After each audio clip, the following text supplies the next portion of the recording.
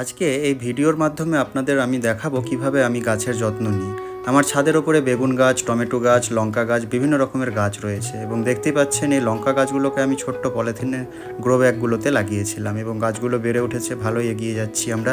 এইভাবে প্রকৃতিকে সুন্দর করে তুলবো, ধীরে ধীরে গাছ লাগাবো এবং গাছের যত্ন নেব। আপনারাও আপনাদের ছাদের বাগানে বা মাটিতে গাছ লাগান এবং প্রকৃতিকে সুন্দর করে তুলুন।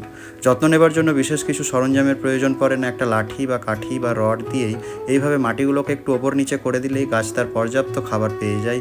এবং এই যে মাটিগুলো আমি তৈরি করেছিলাম, অল্প একটু খোল এবং ঘরের পচে যাওয়া শাকসবজির খোসা এবং মাটি দিয়ে আমি এই মাটিটা তৈরি করেছিলাম। দেখতে পাচ্ছেন এই দুটো গাছকে ইঁদুরে খেয়ে নিয়েছে, কিন্তু তুলে ফেলিনি। পরবর্তীতে দেখবো এই গাছ থেকেই আমরা শাখা প্রশাখা গজাতে পারি নাকি।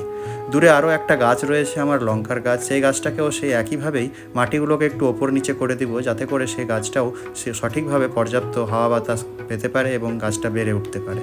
ভালো লাগলে লাইক, শেয়ার, সাবস্ক্রাইব করতে ভুলবেন না।